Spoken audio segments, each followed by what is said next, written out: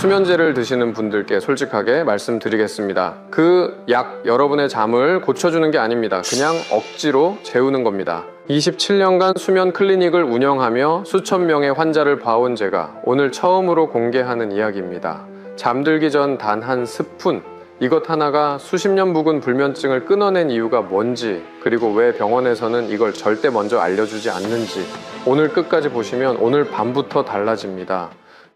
오늘 더 건강하게, 더 행복하게 식단부터 운동, 마음 돌봄까지 시니어를 위한 건강 정보를 한 곳에 건강시니어TV와 함께하세요. 구독과 좋아요로 건강한 하루를 시작해보세요.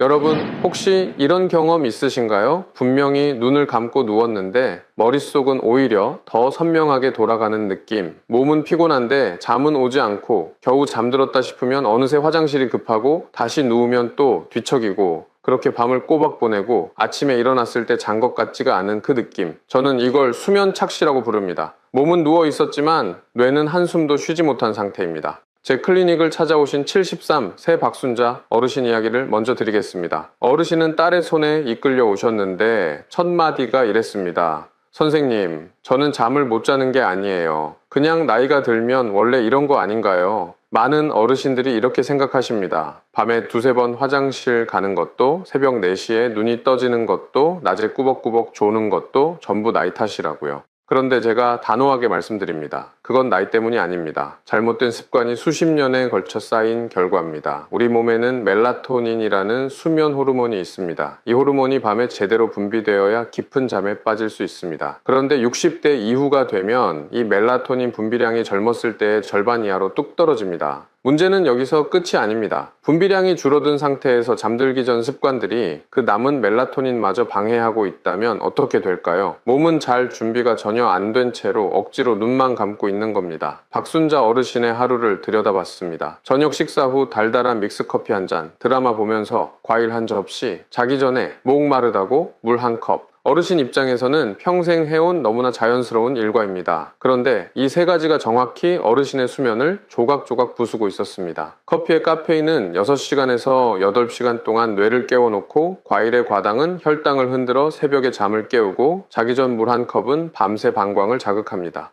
어르신은 제 말을 듣고 이렇게 물으셨습니다. 그럼 저는 평생 뭘 먹고 잔 거예요? 그 눈빛이 지금도 기억납니다. 충격이 아니라 억울함이었습니다. 아무것도 몰랐기 때문에 잘못한 것도 없는데 몸이 망가지고 있었던 거니까요. 오늘 이 영상을 끝까지 보시는 분들은 더 이상 그 억울함을 겪지 않으셔도 됩니다. 지금부터 제가 알려드리는 것들은 전부 어르신의 수면을 되살리기 위한 이야기입니다. 그렇다면 왜 수면제를 먹어도 잠이 해결되지 않는 걸까요? 많은 어르신들이 병원에서 수면제를 처방받고 처음 며칠은 효과를 보십니다. 그런데 한 달, 두 달이 지나면 같은 약을 먹어도 예전만큼 잠이 오지 않고 용량을 늘려도 또 금방 익숙해지고 어느 순간 약 없이는 아예 잠을 못 자는 몸이 되어버립니다. 이게 바로 수면제의 함정입니다. 수면제는 뇌를 강제로 진정시키는 약입니다. 잠의 원인을 해결하는 게 아니라 뇌가 깨어 있으려는 신호를 억누르는 방식으로 작동합니다. 그래서 약을 먹고 자도 깊은 잠, 즉 우리 뇌가 청소를 하고 기억을 정리하고 몸을 회복시키는 그 진짜 수면에는 도달하지 못하는 경우가 많습니다. 몸은 누워있고 눈은 감겨있지만 뇌는 제대로 쉬지 못한 상태. 이것이 수면제를 오래 드신 분들이 아침에 일어나도 개운하지 않은 이유입니다. 더 무서운 건 따로 있습니다. 수면제를 5년 이상 복용한 분들을 대상으로 한 연구에서 치매 발생 위험이 그렇지 않은 분들보다 유의미하게 높다는 결과가 여러 차례 보고되었습니다. 뇌가 매일 밤 제대로 청소를 못하면 노폐물이 쌓이고 그게 결국 뇌 건강을 위협하게 되는 겁니다. 잠을 못 자서 생기는 문제를 약으로 틀어막다 보면 더 큰 문제가 조용히 자라고 있는 셈입니다. 제 클리닉에서 5년째 수면제를 드시던 70일 새 이종만 어르신이 처음 오셨을 때 하신 말씀이 생각납니다.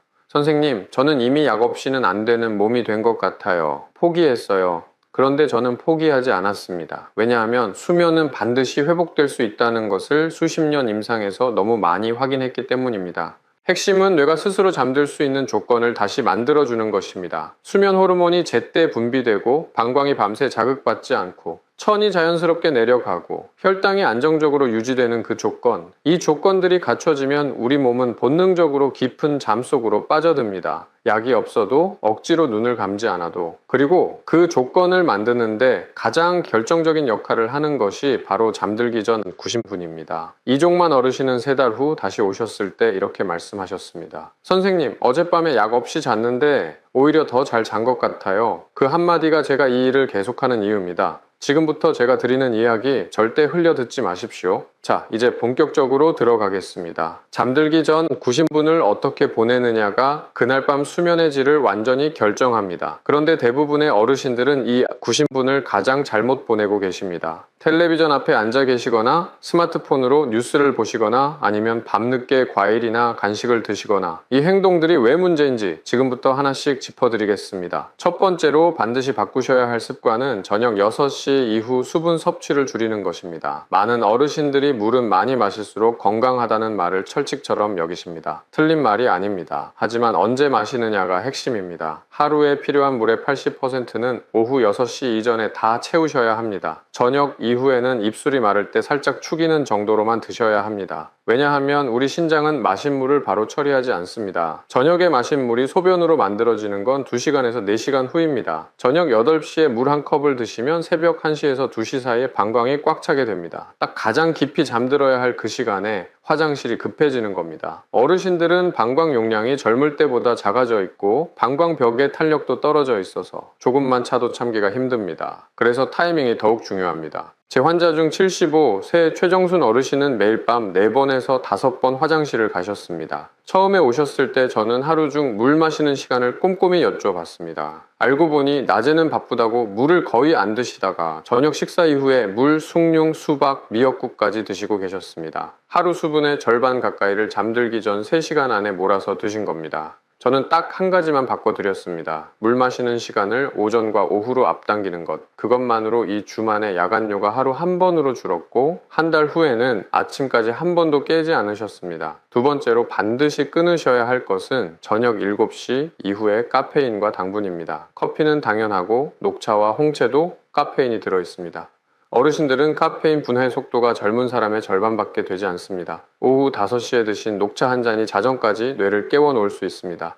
여기에 달달한 과자나 아이스크림까지 드시면 혈당이 출렁이면서 새벽에 저혈당 상태가 되어 몸이 비상 신호를 보내고 잠에서 깨게 됩니다. 저녁 이후에는 따뜻한 보리차나 캐모마일 차가 가장 좋습니다. 이 2가지 습관만 바꿔도 여러분의 밤은 지금보다 훨씬 조용해집니다. 그런데 여기서 끝이 아닙니다. 사실 이건 시작에 불과합니다. 진짜 핵심은 지금부터입니다. 수분과 카페인을 조절하셨다면 이제 우리 뇌에게 잠잘 시간이라는 신호를 보내줄 차례입니다. 많은 어르신들이 모르고 계신 사실이 있습니다. 우리 뇌는 스스로 밤인지 낮인지를 판단하지 못합니다. 오직 2가지로만 판단합니다. 빛과 온도입니다. 이 2가지를 제대로 활용하면 수면 호르몬이 폭발적으로 분비되고, 잘못 활용하면 뇌는 한밤중에도 낮이라고 착각하며 절대 잠들지 않으려 합니다. 3번째 습관은 밤 9시부터 집안 조명을 절반으로 낮추는 것입니다. 우리 뇌 속에는 송과선이라는 아주 작은 기관이 있습니다. 이 기관이 어둠을 감지하면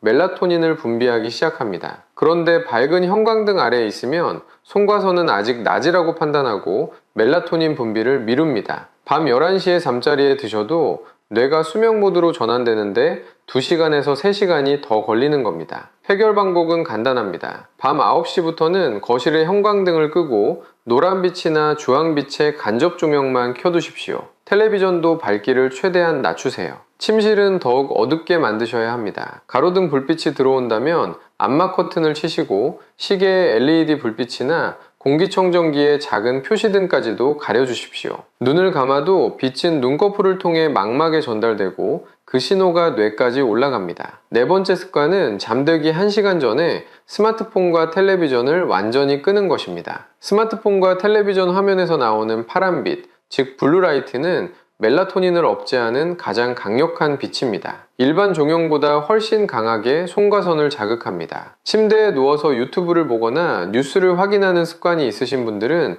지금 당장 이 습관을 끊으셔야 합니다. 72세 강병수 어르신은 침대에서 드라마를 보다 자는 게 20년 된 습관이었습니다. 처음에 이 습관을 끊으라고 했을 때 어르신은 이렇게 말씀하셨습니다. 선생님, 텔레비전 소리가 없으면 오히려 더 잠이 안 와요. 그 말이 사실이었습니다. 뇌가 이미 소리와 빛이 있어야 잠든다고 학습이 되어버린 겁니다. 저는 어르신께 텔레비전 대신 라디오나 잔잔한 음악을 낮은 볼륨으로 틀어두라고 권했습니다. 눈에 들어오는 빛만 차단해도 멜라토닌 분비가 살아납니다. 사흘은 어색하셨지만 일주일 후부터 오히려 더 빨리 잠든다고 하셨습니다. 5번째 습관은 잠들기 90분 전에 미지근한 물에 족욕을 20분 하는 것입니다. 아까 말씀드렸죠? 우리 뇌는 체온이 내려가야 잠들 수 있다고. 그런데 역설적으로 발을 따뜻하게 하면 체온이 더 잘 내려갑니다. 38도에서 40도 사이에 미지근한 물에 발을 담그면 말초혈관이 확장되면서 몸속의 열이 발 쪽으로 빠져나갑니다. 그 결과 심부 체온이 자연스럽게 내려가고 뇌는 이제 잠들 시간이라는 신호를 받습니다. 족욕을 마치 90분 후가 딱 잠자리에 드시기 가장 좋은 타이밍입니다. 오늘 밤부터 당장 해보십시오. 지금까지 4가지 습관을 말씀드렸습니다. 수분 타이밍 조절, 카페인과 당분 차단, 조명 맞추기, 전자기기 끄기, 족욕. 이것만 해도 여러분의 밤은 이미 달라지기 시작합니다. 그런데 여기서 많은 분들이 놓치는 게 있습니다. 몸은 준비가 됐는데 머릿속이 너무 바쁜 경우입니다. 눈은 감겨 있는데 오늘 있었던 일, 내일 해야 할 일, 걱정되는 것들이 쉴 새 없이 떠오르는 상태. 이 상태에서는 아무리 환경을 바꿔도 잠들기가 어렵습니다. 6번째 습관은 잠들기 30분 전에 가벼운 스트레칭을 10분 하는 것입니다. 여기서 중요한 건 절대 격렬하게 하시면 안 된다는 겁니다. 땀이 나거나 숨이 차면 오히려 역효과입니다. 제가 말씀드리는 스트레칭은 누가 봐도 운동이라고 부르기 민망할 정도로 부드러운 동작들입니다. 천천히 목을 좌우로 돌리고 어깨를 귀 쪽으로 올렸다가 천천히 내리고 팔을 위로 쭉 뻗었다가 천천히 내리고 누운 채로 무릎을 가슴 쪽으로 당겼다가 놓아주는 것. 이 동작들이 전부입니다. 이 간단한 움직임이 왜 중요하냐면 우리 몸에는 교감신경과 부교감신경이 있기 때문입니다. 교감신경은 활동할 때 켜지는 신경이고 부교감신경은 쉴 때 켜지는 신경입니다. 잠을 자려면 반드시 부교감신경이 우세해져야 합니다. 그런데 하루 종일 긴장하고 걱정하고 움직이다 보면 저녁이 돼도 교감신경이 쉽게 꺼지지 않습니다. 부드러운 스트레칭은 이 교감신경을 조용히 달래주는 가장 효과적인 방법입니다. 70세 윤말순 어르신은 밤마다 어깨와 목이 너무 뻐근해서 잠을 설치셨습니다. 파스도 붙여보고 찜질도 해보셨지만 그때뿐이었습니다. 제가 자기 전 10분 스트레칭을 알려드렸을 때 어르신은 이게 무슨 효과가 있겠냐며 반신반의 하셨습니다. 그런데 2주 후에 오셨을 때 표정이 완전히 달라져 있었습니다. 어깨가 풀리니까 누웠을 때 몸이 편안하고 몸이 편안하니까 머릿속 생각도 잦아들고 어느새 잠들었다고 하셨습니다. 스트레칭이 끝나면 바로 침대에 누우십시오. 그리고 눈을 감고 숨을 깊게 들이마셨다가 천천히 내쉬는 것을 5번 반복하십시오. 들이마실 때는 넷을 세고 내쉴 때는 8을 세십시오. 내쉬는 시간이 들이마시는 시간보다 2배 길어야 합니다. 이 호흡법은 미주신경을 자극해서 심장 박동을 느리게 만들고 온몸의 긴장을 한꺼번에 내려앉히는 효과가 있습니다. 병원에서 수면 치료에 실제로 사용하는 방법입니다. 이렇게 몸의 긴장을 풀고 호흡을 가라앉혔다면 이제 마지막 퍼즐이 남았습니다. 오늘 제가 드리는 이야기 중에서 가장 많은 분들이 충격을 받으시는 부분입니다. 수십 년 묵은 불면증을 단 3달 만에 끊어낸 그 한 스푼의 비밀, 지금부터 말씀드리겠습니다. 드디어 오늘의 핵심입니다. 잠들기 30분 전 딱 한 스푼. 이것이 수십 년 된 불면증을 끊어낸 비밀입니다. 바로 천일염 한 자밤을 녹인 미지근한 물 200ml에 순수한 천연꿀 한 스푼을 타서 마시는 것입니다. 처음 들으시면 이게 뭔 소린가 싶으실 겁니다. 저도 처음 이 조합을 접했을 때 반신반의했습니다. 그런데 실제 임상에서 수백 명의 환자에게 적용해보고 나서 생각이 완전히 바뀌었습니다. 왜 소금이고 왜 꿀인지 그 이유를 정확히 알아야 제대로 실천하실 수 있습니다. 먼저 꿀부터 말씀드리겠습니다. 우리 몸은 자는 동안에도 에너지를 씁니다. 뇌는 잠든 사이에 하루 동안 쌓인 노폐물을 청소하고 기억을 정리하고 호르몬을 재충전합니다. 이 모든 작업에 연료가 필요합니다. 그 연료가 바로 간에 저장된 글리코겐입니다. 그런데 저녁 식사 후 아무것도 먹지 않고 8시간에서 9시간이 지나면 간의 글리코겐이 바닥나기 시작합니다. 그 순간 우리 몸은 비상사태를 선언합니다. 코르티솔이라는 스트레스 호르몬을 분비해서 다른 곳에서 에너지를 끌어오려 합니다. 이 코르티솔이 새벽 2시에서 3시 사이에 급등하면서 여러분을 잠에서 깨우는 겁니다. 선형콜에 들어있는 포도당과 과당은 일반 설탕과 다르게 간에 직접 흡수되어 글리코겐으로 저장됩니다. 잠들기 전 꿀 한 스푼이 밤새 간의 연료 탱크를 채워드는 역할을 하는 겁니다. 덕분에 코르티솔이 급등할 이유가 없어지고 새벽에 잠이 깨는 횟수가 눈에 띄게 줄어듭니다. 단, 여기서 반드시 주의하실 점이 있습니다. 반드시 가공하지 않은 순수 천연 꿀이어야 합니다. 시중에 판매되는 꿀 중에는 설탕을 섞어 만든 제품들이 많습니다. 이런 제품은 오히려 혈당을 급격히 올려서 수면을 방해합니다. 성분표에 포도당이나 과당 이외의 첨가물이 없는 순수한 꿀을 고르십시오. 이제 소금의 역할입니다. 소금이 수면과 무슨 관계냐고 의아해 하실 수 있습니다. 우리 몸에서 코르티솔을 조절하는 기관이 바로 부신입니다. 이 부신이 제대로 기능하려면 나트륨과 미네랄이 필요합니다. 그런데 어르신들은 건강을 위해 저염식을 하시는 경우가 많습니다. 지나친 저염식은 오히려 부신 기능을 약화시키고 밤에 코르티솔이 불안정하게 분비되는 원인이 됩니다. 천일염 한자밤, 그러니까 손가락 3개로 살짝 집을 정도의 아주 소량을 물에 녹이면 부신 기능을 안정시키는데 충분합니다. 여기서 한 가지 꼭 말씀드려야 할 것이 있습니다. 고혈압이 심하신 분들은 반드시 담당 의사와 상담하신 후에 소금 양을 조절하시기 바랍니다. 소량이지만 개인의 건강 상태에 따라 다를 수 있습니다. 혈압이 정상이거나 경계 수준이신 분들은 이 정도 소량은 문제가 되지 않습니다. 73세 이봉희 어르신은 30년간 수면제를 드셨습니다. 처음 이 소금물 꿀을 권했을 때 어르신은 웃으셨습니다. 선생님,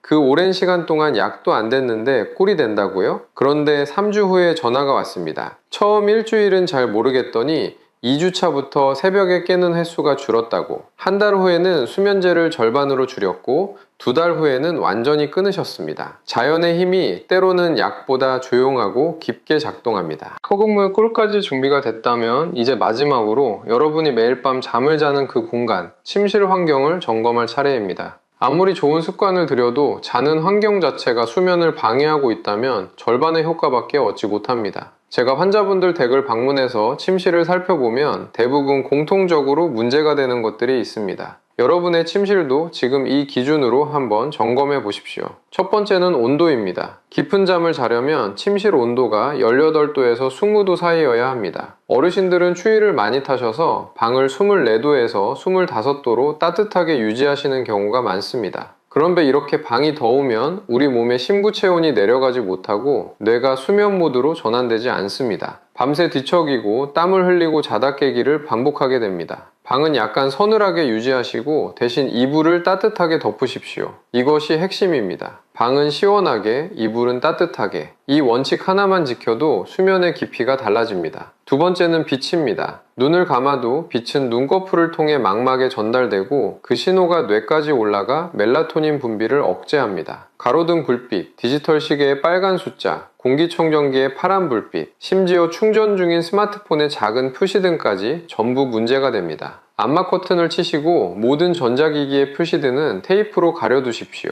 처음에는 너무 어두워서 불안하다고 하시는 분들이 있습니다. 그런데 일주일만 지나면 오히려 그 어둠이 없으면 잠이 더 안 온다고 하십니다. 세 번째는 습도입니다. 침실 습도는 50에서 60%가 가장 이상적입니다. 특히 겨울철 난방을 하면 실내 습도가 30% 이하로 떨어지는 경우가 많습니다. 이렇게 건조하면 자는 동안 입과 코가 마르고 목이 불편하고 코가 막혀 자다가 깨게 됩니다. 가습기를 사용하시거나 젖은 수건을 침대 옆에 걸어두는 것만으로도 충분히 해결됩니다. 습도가 적절히 유지되면 호흡이 편안해지고 야간뇨도 줄어드는 효과가 있습니다. 네 번째는 소음입니다. 냉장고 돌아가는 소리, 시계 째깍거리는 소리, 바깥에서 들어오는 차 소리. 이 소리들이 수면 중에 뇌를 자극해서 깊은 잠을 방해합니다. 귀마개를 사용하시거나 은은한 자연의 소리, 빗소리나 파도 소리를 낮은 볼륨으로 틀어두면 외부 소음을 효과적으로 차단할 수 있습니다. 이런 자연의 소리는 뇌를 자극하지 않으면서 불규칙한 소음을 덮어주는 역할을 합니다. 5번째는 침구입니다. 베개가 너무 높거나 낮으면 목과 어깨에 긴장이 쌓여 자다가 불편해서 깨게 됩니다. 옆으로 주무시는 분은 어깨 높이에 맞는 베개가 필요하고 천장을 보고 주무시는 분은 그보다 낮은 베개가 적합합니다. 매트리스가 너무 푹신하거나 너무 딱딱해도 마찬가지입니다. 아침에 일어났을 때 허리나 어깨가 뻐근하다면 침구를 바꾸는 것을 진지하게 고려해 보십시오.